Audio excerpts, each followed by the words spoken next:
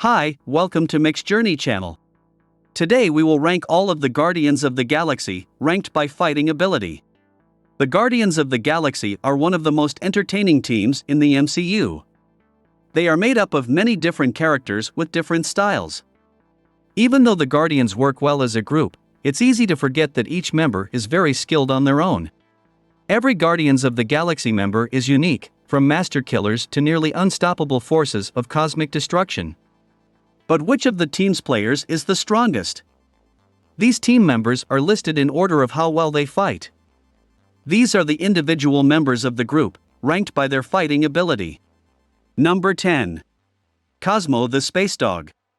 This Soviet Labrador made her first big appearance in the Guardians of the Galaxy Holiday Special. She returned in Volume 3 and showed off her strong telekinetic powers.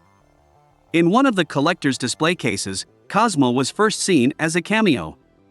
When the collector's collection was destroyed, Cosmo was freed and later became a minor member of the Guardians. Cosmo has incredible telekinetic powers but doesn't get involved in much of the action. Instead, she plays a more valuable role on the team, using her powers to help fix things around the Guardians' home base, Nowhere. Cosmo is still a relatively new character, so that we might see him in a more action-oriented role. Number 9. Mantis. Mantis joined the Guardians in Guardians of the Galaxy Volume 2. Since then, she has helped them with high-profile jobs and fought against strong enemies like Thanos and the High Evolutionary. Mantis is good at putting enemies off balance with her solid psychic abilities and sometimes shows off her hand-to-hand skills. Screen Rant says that Mantis's powers may give her an advantage over many opponents, but she isn't a fighter. Instead, she is more of a counselor for the team, giving them emotional support and making some of their less action-oriented plans easier to carry out. Mantis tends to stay back in battle and wait for the right moment to stop a threat rather than getting right in the middle of the action. Number 8. Kraglin. In the first Guardians movie, Kraglin was Yondu's second-in-command. Later, he got Yondu's trademark arrow, which, in the hands of a skilled person, is shown to be very powerful. Kraglin has also demonstrated for many shows that he is a great pilot and surprisingly wise. Kraglin was already skilled because he was a practical former space pirate. With the arrow, this character has a lot of promise to become one of the most intimidating people on the team, but he still needs to learn how to use it. He isn't very good with the shot and has no other skills that make him stand out from the other Guardians. Number 7. Drax the Destroyer. Drax is the team's most brawny member, a massive beast with incredible strength. Outside of battle, he is kinder and far more funny, and he is a major source of comic relief when the Guardians appear. Drax's entire battle strategy is to pick a course and stick to it until someone or something stops him.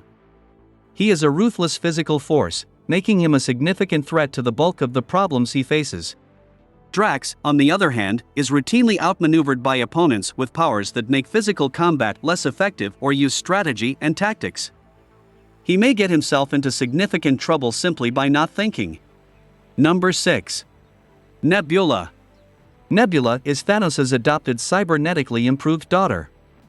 She is a formidable and intelligent fighter who uses every advantage she can find to get what she wants.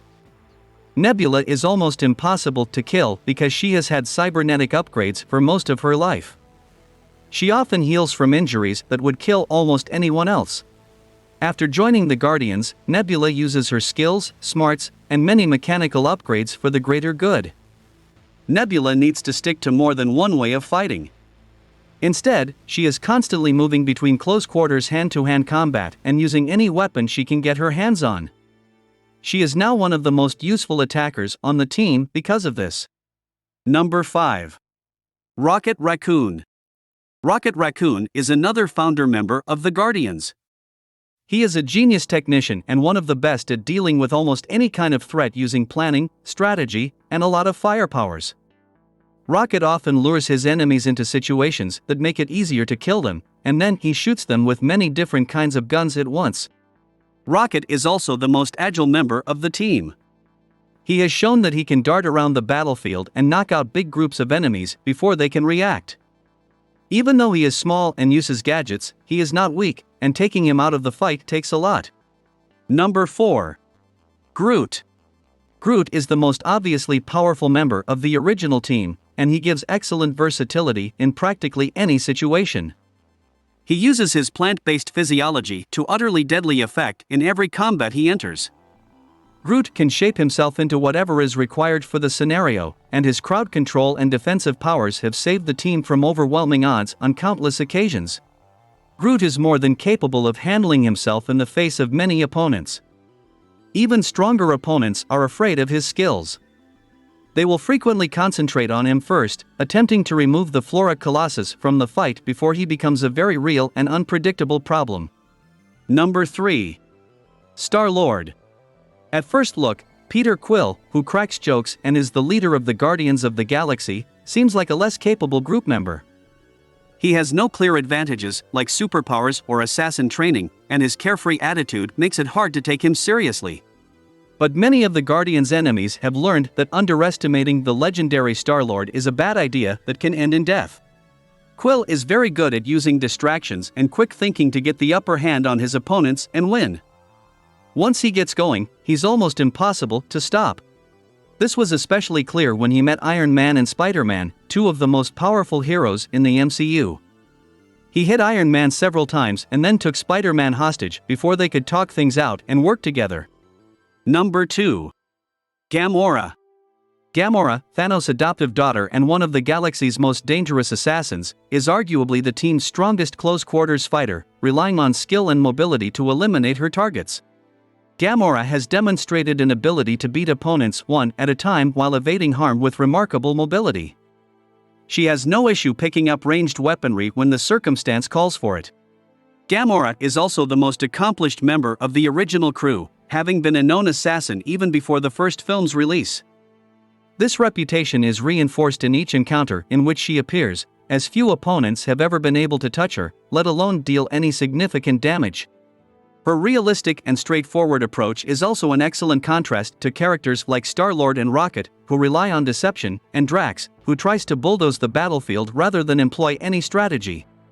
Number 1. Adam Warlock. Adam Warlock is a brand new character in Guardians of the Galaxy Volume 3. The Sovereign made him the most powerful and dangerous member of his race, and his appearance in the movie is a great way to show that. As a person who is made to be very strong, Adam proves to be a powerhouse that is almost impossible to stop. It seems unlikely that anyone could beat him in a straight-up fight. Warlocks can fly, be strong, and send out incredibly powerful energy blasts. Adam Warlock has a very high level of durability, which means he can not only give out a lot of damage, but he can also take hits that would kill or disable most of the other Guardians. With this much power, he can use a plan or tactics to beat most enemies, fitting for a character who is Thanos' biggest enemy in the comics. Thanks for watching. Don't forget to subscribe.